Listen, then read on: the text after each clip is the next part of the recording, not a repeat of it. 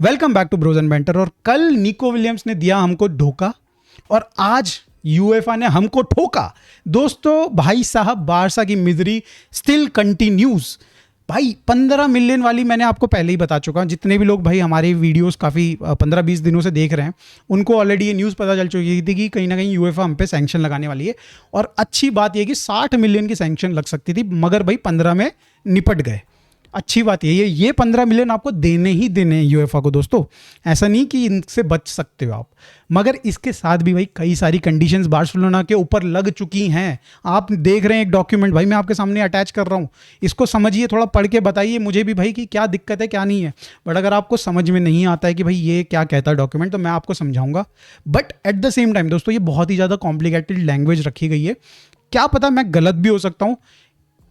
5% chance है, चलो 10% कर देते हैं, चलो 20% कर देते हैं। भाई इतने सारे लॉ जर्नलिस्ट ये नहीं एक्सप्लेन कर पा रहे हैं ढंग से, तो भाई हम क्या चीज़ है।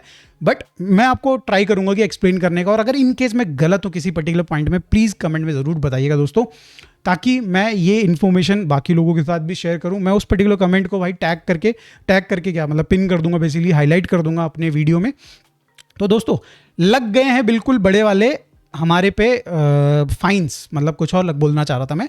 15 मिलियन तो पैसे हमें देने हैं, बट कहीं ना कहीं बार्सिलोना को भाई ट्रांसफर विंडो में अब भाई बहुत ही ज़्यादा बाइनोकुलर्स बोलो या फिर माइक्रोस्कोप के साथ लिटरली हर ट्रांसफर विंडो में, एटलीस्ट आने वाले 2 ट्रांसफर विंडो में भाई पेन पेपर कैलकुलेटर लेके लिटरली बैठना पड़ेगा। और अगर ये नहीं करते ना तो यूएफए के टूर्नामेंट से भी इनफैक्ट हम बैन हो सकते हैं। ये भाई ये that is a serious concern भाई फॉर बार्सिलोना।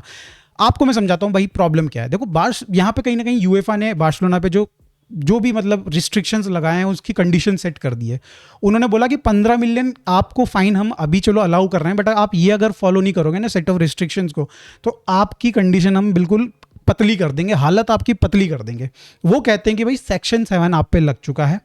जब बार्सिलोना आएगी 26-27 का प्लेयर्स को रजिस्टर करने के लिए यूएफए के टूर्नामेंट में, तब आपकी जो बुक है ना 25-26 सीज़न की, यानी कि इस सीज़न के ट्रांसफर्स की और जो हम लोग जिस आने वाला सीज़न है अभी वाला, इसमें जो भी हम लोग करते हैं दोस्तों, इसकी जो बुक है वो नेट पॉजिटिव होनी चाहिए। राइट इसमें कंडीशन क्या रखी उन्होंने, साफ सीधी बात है। सेक्शन 7 क्या कहता है, सिंपल सी मैं शब्दों में बताता हूँ आपको। ये क्लियरली कहता है कि अगर आप एक्स प्लेयर को लेके आते हो लेट्स से 10 मिलियन में, और आप वाई प्लेयर को अपनी टीम से बेचते हो, या फिर आपने कोई बेचा ही नहीं, सपोज आपने 10 मिलियन का खरीद के लेके आ गए, तो by the end of this season यानी कि 25-26 सीजन आप नेट नेगेटिव 10 मिलियन हो। आपने कोई प्लेयर बेचा ही नहीं, आपने वो पैसे तो खरीद के तो ले आए बट आपने जनरेट कुछ नहीं किया। तो ये चीज़ कहीं ना कहीं यहाँ पे यूएफए ने कहा है कि हम पे अप्लाई होती है कि आपको भाई नेट नेगेटिव नहीं होना है, बेसिकली आपको नेट पॉजिटिव होना है, फिर एटलीस्ट मीट करना है टारगेट को। तो बार्सिलोना जुआन गार्सिया 25 मिलियन का हमने साइन तो कर लिया है, अभी हमने 25 मिलियन के प्लेयर्स सेल नहीं कर रहे हैं। और बार्सिलोना इस समय पे एक प्लेयर अगर हमने साइन कर लिया और एक और प्लेयर की बात चल रही है कि डैमफ्रीज लेके आएंगे भाई, ग्रिमाल्डो लेके आएंगे, अगर सपोज इन दोनों का कंबाइन अगर 45 मिलियन हो जाता है, 25 मिलियन इधर से आप भाई जुआन गार्सिया को जोड़ लो, 70 मिलियन के प्लेयर्स को ही सेल करने पड़ेंगे बुक्स को मेंटेन करने के लिए, नेट ज़ीरो करने के लिए। नहीं तो भाई समझ जाओ सेक्शन 7 भाई क्या होता है। सेक्शन 7 अब आई थिंक हर किसी को पता चल चुका है यूएफए का। अब सेक्शन 7 लग जाएगा तो क्या होगा, उसमें भी दोस्तों कहीं ना कहीं लपोर्ता ने जो हम पे पनिशमेंट्स या फिर रिस्ट्रिक्शंस लगने की बात हुई है, उस पर भी भाई कहीं ना कहीं यूएफए के साथ थोड़ा सा उसने अपनी सेटिंग बिठा दी है। उसने कहा है कि भाई हमें 2 साल का मौका दीजिए, हम लोग ट्राई करेंगे इन 2 सालों में कहीं ना कहीं ये जो बुक्स है इनको बेटर करने की। और उनके जो 2 साल की कंडीशंस यूएफए ने लपोर्ता के साथ बैठ के सेट करी है। पहला साल होता है 26-27 जिसमें हम लोग रजिस्टर करने जाएंगे। उस टाइम पे अगर बुक्स ऊपर नीचे है या फिर एक सेट टारगेट जो उन्होंने दिया है वो अचीव नहीं कर पाती बार्सिलोना, तो उसमें क्या प्रॉब्लम्स हो सकती है बार्सिलोना के, मैं समझाता हूँ। तो दोस्तों 26-27 सीजन में कहीं ना कहीं बार्सिलोना को कहा गया है कि आपको डेफिसिट, नेट डेफिसिट यानी कि कहीं ना कहीं अगर जैसे मैंने कहा हमने जुआन गार्सिया अभी परचेज किया, बाय किया, और हमने अभी तक सेल नहीं किया किसी को, तो इस सिनेरियो में बार्सिलोना पे लग सकती है रिस्ट्रिक्शन। हमें 25 मिलियन की मिनिमम अभी राइट नाउ सेल करनी पड़ेंगे प्लेयर्स को, या फिर फंड जनरेट करना पड़ेगा। राइट और अगर हम लोग और प्लेयर साइन कर लेते तो और बड़ा डंडा हो जाएगा हमारा, लिटरली। बट राइट नाउ अगर आप सिंपल जुआन गार्सिया की साइनिंग को लेके चलते हैं कि this is the final signing off the Barcelona, तो अभी हमें 25 मिलियन जनरेट करके देने पड़ेंगे बुक्स पे, नहीं तो हम पे पहले ही रूल में, पहला ही साल में रिस्ट्रिक्शन लग जाएंगे। रिस्ट्रिक्शंस क्या हैं दोस्तों, इस पे बात कर लेते हैं। पहली रिस्ट्रिक्शन सिंपल है, साफ सीधी बात है कि भाई आप पे लगेंगे, आप कोई नया प्लेयर रजिस्टर नहीं कर पाओगे। आपने जुआन गार्सिया साइन किया, आपने भाई उसकी रिलीज क्लॉज पे किया, बट आप उसको खिला ही नहीं पाओगे यूएफए में। That is the biggest problem right now. तो यहाँ पे भाई बार्सिलोना नया प्लेयर नहीं रजिस्टर कर पाएगी, आपको जाना पड़ेगा ter Stegen, या फिर भाई आई थिंक ter Stegen के साथ जाना पड़ेगा। तो ये तो 26-27 पे लगा हुआ जो रूल है या फिर रिस्ट्रिक्शन है वो ये कहती है। अब बात कर लेते हैं दोस्तों दूसरा सीजन यानी कि 27-28, इस पे क्या रिस्ट्रिक्शंस बार्सिलोना को फॉलो करनी पड़ेगी। देखो यहाँ पे बार्सिलोना ने, लपोर्ता ने बेसिकली कहीं ना कहीं 20 मिलियन का मार्जिन लिया है, जो भी डेफिसिट है उसमें 20 मिलियन का गैप अलाउड है। और गैप ऐसा अलाउड है कि भाई अगर इतने गैप में बार्सिलोना है तो पार्शियल रिस्ट्रिक्शंस लगेंगी, बट अगर इससे बाहर है तो भाई साहब लग जाएगा बैन, या फिर बहुत मेजर प्रॉब्लम्स हो सकती हैं बार्सिलोना के लिए, उसमें हम आगे डिस्कशन करेंगे। बट ये ध्यान रखिए कि 20 मिलियन का थोड़ा सा मार्जिन आपको मिला है।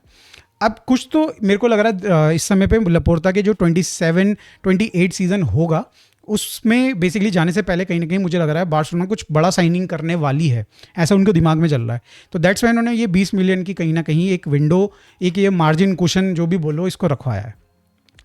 अब इसमें ये कहा गया है कि बार्सिलोना का जो भी बुक्स में सपोज एक टारगेट उनको दिया गया है कि 10 मिलियन का प्रॉफिट आपको दिखाना ही दिखाना है।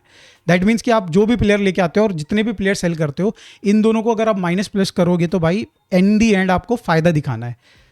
तो 10 मिलियन का अगर हम बार्सिलोना सपोज एक प्लेयर लेके आती है, 100 मिलियन का सपोज लेके आती है, और अगर बार्सिलोना सेल करती है 110 मिलियन के प्लेयर्स, तो हम 10 मिलियन का ये जो प्रॉफिट है ये दिखा पाते हैं। तो वेल हमने उनका बिल्कुल टारगेट अचीव कर लिया। Very good very good very good. Deficit में हम लोग हैं बिल्कुल।